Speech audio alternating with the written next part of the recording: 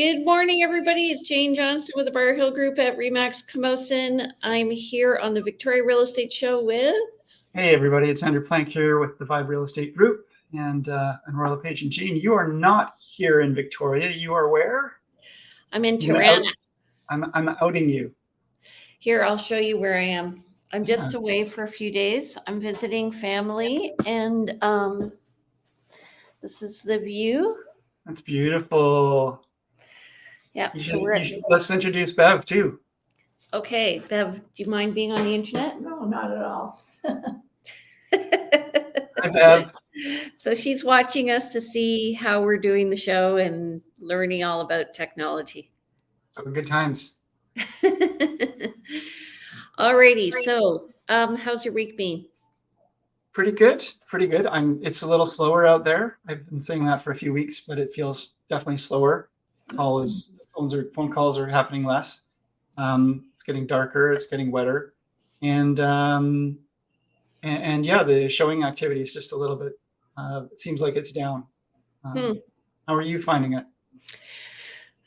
So we listed a property on Johnston, 845 Johnston. The other prices in the building were around $420, and we noticed that the one last sale was actually at $400. So we listed ours at $399, and we've got an accepted offer. Okay. So I think it's all about pricing right now. It's definitely about pricing. The challenge, I think, for a lot of sellers is they're remembering what their assessed values are, which are generally higher than what we're seeing places selling for these days. They're remembering what properties were selling for. Their neighbors sold for it up the road just 6 months ago, a year ago. And it's hard for some people to get their head around the fact that they're going to get less than they could have if they'd sold before. Exactly. And especially if they just recently purchased.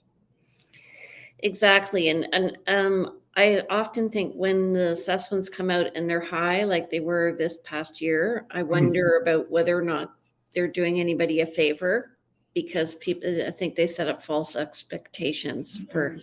Yeah, that it's not about doing a favor. It's just based on what values were at that time. And the thing people don't understand, the thing that a lot of people don't understand about assessed values is that they are based on a fixed point in time, and they're looking at, even though they come out, 6 months later, they're based on a time 6 months in the past. And they're sort of like this, taking a pin and marking it right there. So, yeah. So right now they're at least 14 months to 16 months out and off. But what people are doing is they look at, they go, well, as if we look at list versus assessed and sold versus assessed, this is what we should be getting. And I'm like, well, let's look at what else is sold. Yeah, let's look at what is actually selling right this very minute. And that's the thing, folks, that markets can shift and change, but you want to look at the overall trends and where things are going, and if anything, get ahead of them if it's looking like it's going against you. Yeah, exactly. All right, so let's go over today's stats. Okay. So it is October 19th, and we're looking at short-term rentals and are they being abolished? We're going to discuss all the facts and figures that the government's put out. And of course, because it was probably done last minute, there's some loopholes I'm seeing in here, some definitions we're not entirely sure of. And anyway, I just want to point out that Jane is in charge of subtitles and spelling. What did I make a mistake of? Spelling, did he? It'll come. Nope. Okay, never mind. We'll talk about it later. Okay. So go ahead, Andrew. Yeah, so as of October 19th, which is today, Thursday, October 19th, in the last 7 days, we had 239 new listings went live to the MLS in Victoria. 155 properties went pending out of the available properties on market. There were 156 decreases in price. This is more properties are decreasing in price than went pending. It's interesting to see that number.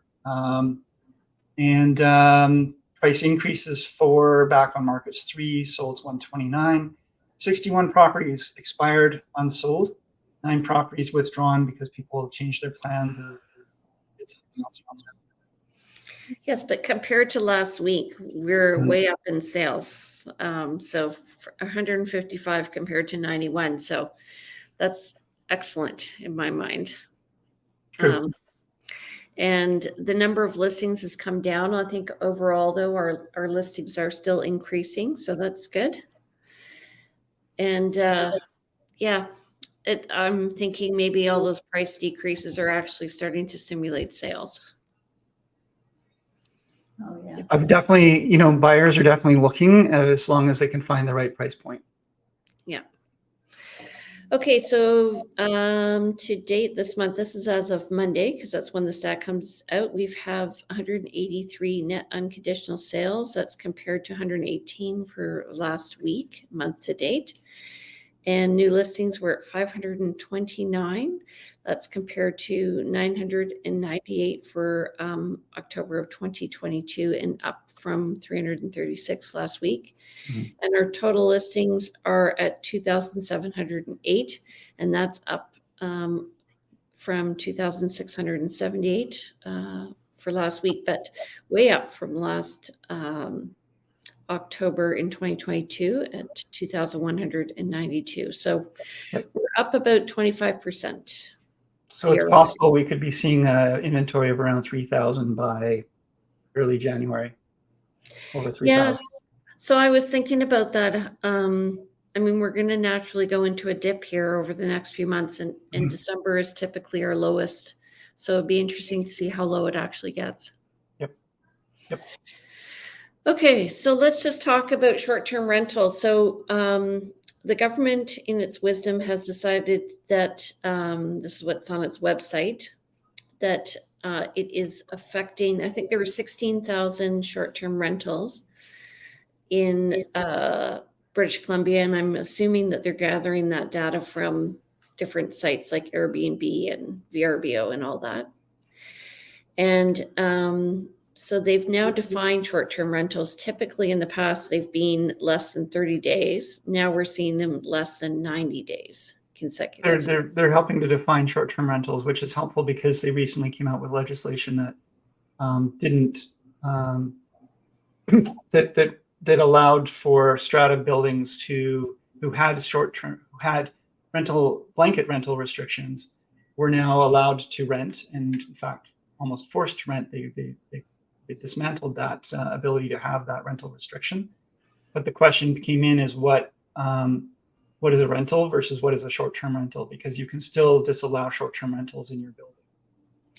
In a regular, if you're under 55, over 55, you can allow a rule, you can have a bylaw of absolutely no rentals. Under 55, you had to define what it would be. Yes. No short-term rentals, what a short-term rental was. So typically it was 30 days because it was considered transient accommodation. And now they've moved it up to 90 consecutive days.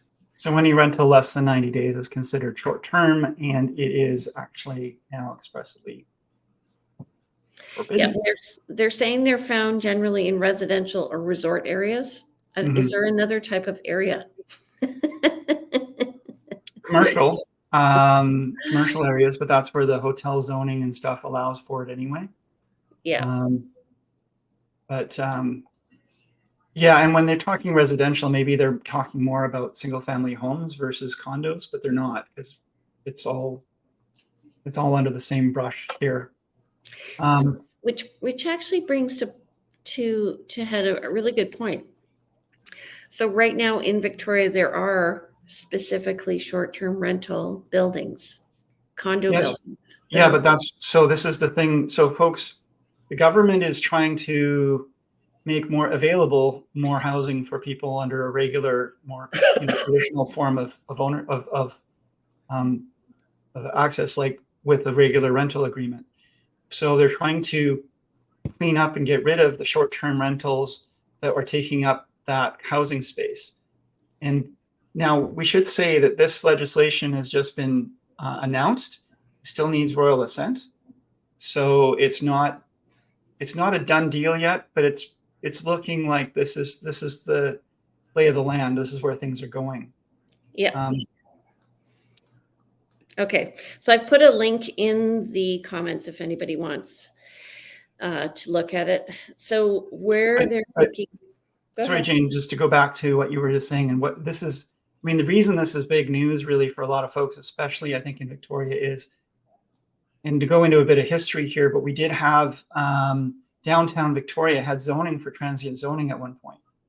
And there were a lot of buildings that were specifically built like that. You know, the Janyan is a great example, which has got a lot of micro units, and the short-term zoning allowed for people to buy those units and not planning to live in them, but just planning to use them as a short-term rental income-producing vehicle, and it has worked for people for many years. Mermaid's Wharf, there's a lot of buildings downtown that are just have traditionally been short-term rental and primarily short-term rental. But then the city of Victoria, in order to give more housing stock, rezoned and got rid of that zoning. But there's a rule around what's it called, legal non-conforming, where if something's been of a certain use for and was being used legally for that use, and then the zoning has changed, you can continue to use the space for that zoning. So that's what's been happening downtown. You're looking quizzical, but that's what's been happening downtown with all these short-term rentals, and people are still buying and selling condos in those buildings that are still falling under that legal non-conforming usage and renting them out as an income vehicle, a short-term rental. But now the province has pulled that even further back and said, no, that's not even going to be allowed. We're going to nerf that legal non-conforming use. And so now all of those condos downtown, as far as I can see, are going to be no longer available and subject to heavy fines if they're used for short-term rental. So there's a lot of people who are going to be financially damaged by this. Well, they are giving municipalities, I believe, the option to opt in or not opt in. So it depends. Do you think City of Victoria is going to? No, but I mean, okay, so let's just be specific here. Short-term rentals typically here are in downtown Victoria, and they are within maybe 15 buildings, 15 to 20 buildings downtown. They're typically historical buildings that have been stratified. I think the Janyan used to be a hotel, purpose-built hotel. So what they're saying is they're giving municipalities the teeth if they want to do something with the population of over 10,000. If they want to do something and impose these rules, then what's going to happen is if people don't abide by them, they're going to be fined. The fine used to be $2,000, which wasn't very onerous. It's going to increase to a maximum of $50,000. Major. And municipalities may require to get a business, require the owners to get a business license. So they may still allow, I'm saying the municipality, allow these short-term rentals, but they have to be in your house, either as a part of your house or as a secondary suite. It's not like you can have 100% short-term rental. You can't own a building and then rent it out as a short-term rental. You have to, if you live in your home, you can either go away on vacation and rent it out short-term while you're there, assuming it meets other requirements in city bylaws or whatever it is, or you can rent your secondary suite or rent your secondary suite. But again, there's so many levels of government that this needs to fit into. Folks, check your local rules as well as what this is all about. The other thing is some people purchase these homes based on business plans of having short-term rental. And it's interesting. I did a study and I was looking at strata hotels like the Oswego and Parkside. And then I looked at regular rentals, so a year-long lease. And then I also looked at short-term Airbnb type rentals, and I looked at the ROI on all of them. There actually wasn't that much of a difference depending on what you were purchasing, because the cost of running an Airbnb are quite expensive. Like you're paying the hosting charges. You have economies of scale when you're in a purpose-built hotel strata. Pardon? What about Uber? Uber? Yes. They're not in rentals. They're more in transportation. Oh, But that's kind of I mean, Airbnb is like the Uber of hotels. Yeah. Oh, I Um, see. Yeah. yeah, So the other thing that's interesting is that they're going to have a short-term rental registry. And we own it's commercially zoned condo on Shawnigan. So I'm just wondering how that all is going to pan out now. They do say that there are certain areas that are going to be exempted. exempt. And I think it's probably the same areas that are exempt from other taxes. They call it what is it, 14 resort communities, and is it 14? All the resort communities are exempted, communities under 10,000, unless you're adjacent to a larger community. So for example, we're made up of 13 municipalities here in Greater Victoria. And if one of those municipalities has under 10,000, let's say Willis Point, perhaps, it would probably still be considered part of the Greater Victoria and not, Willis Point's a district, not a municipality. Yeah, But anyway, I'm seeing Shawnigan Lake's not on that. So, phew. on the list. Yeah. But So there's a lot of questions still to be answered here. And it's what's interesting is, there is, once again, a lot more provincial oversight coming in. As we can see here, there's this provincial compliance and enforcement unit coming into place. The police state is really coming together. we're becoming very right wing here. But anyway, but it's okay. I mean, I think what they want to do is give people a place to stay. I mean, I think this is coming from, in my perspective, I've had people who have been moving here for work and they haven't found a place to live. So they have had to leave because they haven't been able to actually exist here. So there's that. And there's also, I think, looking at the psychology of, or the personality of a building. So if you're allowing a lot of short-term rentals, you're not having a lot of people living in the building, caring about the building. I think the fundamental message, though, that I've been hearing from, and that I'm seeing too, and that I believe this, is that the fundamental problem is around housing stock, and it's not around necessarily, like, this is a drop in the bucket compared to the problem we have with limited housing stock. And furthermore, there's always knock-on effects when you do things like this. We had, I forget the gentleman's name, but we had an interview here on our show with someone who has, what's his name? He had a company and he does the short term. Yeah. What's the name of his company again? I can't remember. Yeah. It's a short-term rental company. He deals with a lot of businesses. He helps manage short-term rentals for folks. We'll put the name in the chat if we can remember it. If he's watching, he can chime in. But his business is going to be impacted by this dramatically. But not only his business, companies who are wanting to bring their workers here to Victoria and don't, they're not going to be doing long-term rentals. We already have a shortage of workers in Victoria, and so there are companies who will rent out an entire house for short term for their employees, so that their employees can come here and do business. So that's obviously going to be impacted.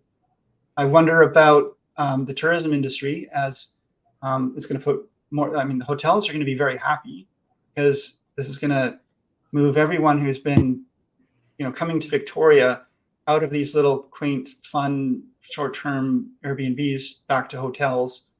Do they have the capacity for this? I just don't know that I fully agree with this very broad strokes, immediate plan, especially one that really impacts, I think, a lot of people who have bought.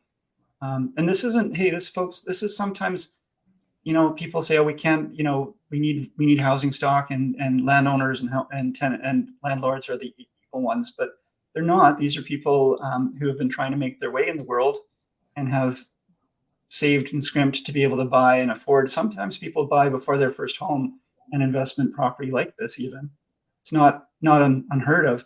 And there's a story right now about a gentleman who just recently bought 6 months ago, is going to be having to sell if he has to sell his condo that he bought purposely for short-term rentals. It's a Friends themed condo, and there's an article in the paper about it.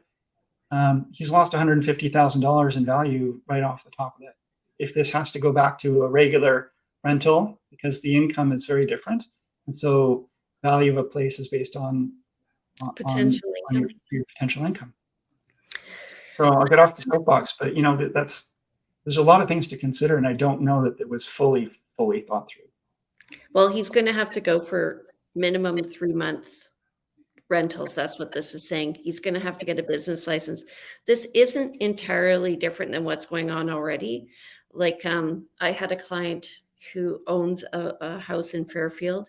They were asked by Victoria to get a business license for a short-term rental. They were licensed.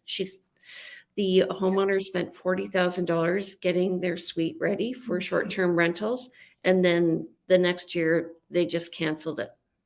The ability to do short-term rentals, yeah. And they said, you should be running this as a suite, not a short-term rental. Not a She's like, business. there's no kitchen. This is Yeah. an Airbnb. Yeah. And there was no room for a kitchen. It was just That a leads- renovated basement. That leads me to, you know, I think I can solve everyone's problems here. Here's my proposal. I remember back in the day when I was looking for commercial rental space for my business, the camera shop, and seeing so many office spaces and such that would have made great housing for people. And there's a lot of empty spaces, especially you know, as economies sort of shift and change. There's a lot of spaces in the commercial zoned areas that are just empty and are not being used for housing. And why not look at that as an option as well? Because I think that opens up, and especially even for Airbnb, because some of these may not have a kitchen, but they could definitely be converted to something that might still be usable for that kind of income, or converted to actual housing stock. The other thing somebody mentioned was because during COVID, the city of Victoria took over a lot of hotels, the kind of low income hotels. Now we're going to have an issue there. So we don't actually have the hotel beds to handle the accommodation. So it'll be interesting to see what happens. It's that knockoff effect. So that article I mentioned with the gentleman who bought the Friends themed Airbnb has already had to lay off staff in anticipation of this coming down the pipes. So there is definitely going to be incomes and people's livelihoods affected. And so just like you say, there's, you know, people's jobs are impacted by this as well. There's a whole industry around the short-term rentals that is going to be built. Yeah. And also for us, they're very handy for realtors and their clients because yes, people often need a place to stay in between two houses. All the time we have people in our different user groups that we're participating in. Our colleagues are posting, you know, hey, we've just sold our client's house. You need a place to stay for 2 weeks in the interim before they get into their new place. Does anybody have a short-term space for them? So, and again, you know, hotel is an option, but not if they're all chock-a-block full. Yeah. It's going to be seasonal. Maybe our sales are going to start happening in the winter and not in the summer. When we have hotel space. Okay, so let's just go back here to I think we have basically attacked every angle of the subject. Tell me about your real estate needs and wants. Andrew, are you still looking for a house for your client up to $2 million in Victoria? You know, yes, we're still looking. We've been watching for the hot sheets. We've seen a couple of options, but nothing's really been hitting it out of the park yet. So we're still looking there. Got a great call recently from an old client, and they're ready to buy an investment property. So hopefully it's not a rental. Not a short-term rental, home with a suite somewhere in Greater Victoria. So excluding the peninsula, but from the core out to the West Shore. Well, if they get a suite, I would say comfortably. If they get a suite in it, they can rent it if they get a business license.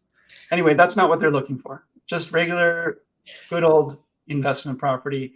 You know, 2 or more suites, a good size, a good quality, good size yard. These are things we're looking for. So we're on the lookout, and that's kind of there's a lot of others people in my list here, but most of that stuff is pretty cut and dry. Okay, so we have a new listing on Southgate that just came up. It is a 2-bedroom. Let me just get it up here. 2-bedroom, 2-bath, 1,155 square feet, and that just was listed at $635. So right in Fairfield West there, beautiful condo. It's all renovated, ready to go. It does have shared laundry. And then the other one, 4562 Rithitwood, we did have an offer on that, and that just collapsed. So there were some issues regarding accessibility. There is a sloping driveway there, and it also has stairs to get into the house. Mm-hmm. And just the cost of some of the renovations that the buyer wanted to do just wasn't working out. So if anybody's interested, that is vacant, so you can just page and go. And yeah, that's about it. I do still have somebody looking for a house with potential for secondary accommodation for in-laws in Machosen is a preferred area. So we want something with a bit of privacy and a bit of a flat lot. We've seen everything out there. All right, so that's about it for now. Do you have anything else you want to add? I think your clients should come to Esquimalt because I've got 2 listings right now that have suites downstairs. One is just a complete walk-in full height. Both are full height basements. Big separation, but you know, Chosen's nice and all, but bring them to Esquimalt. They want acreage. Okay. But thank you. Yeah. Okay. So everybody, just a reminder, we are on every Thursday morning at 9:30. If you're willing to join us, we'd love to have you. Please post some topics that you'd like for us to cover. Or if you want to be a guest, we welcome other people in the real estate industry and service providers. We'd love to talk to you about what you say and do. Andrew, how do people get in touch with you? Yeah, please reach out. I'm at 250-360-6106. Emails info@andrewplank.com and the website andrewplank.com. And he's on Instagram, Plank Andrew. On the gram. Yeah, And if you want to reach me, my name is Jane Johnston. I'm with the Briar Hill Group at Remax Camosun. My number is 250-744-0775. You can reach me at briarhillgroup@gmail.com. And my website's briarhillgroup.com. You can also watch these shows and more at victoriarealestateshow.com. And don't forget to follow my life at realtyteacher_Remax_Victoria. All right. So we'll see you next Thursday. Thanks so much. Thank you, Jane. All right. We'll see you. Tuning out from Toronto. See you later. Have a great week. Bye. Bye, Bev. Bye-bye.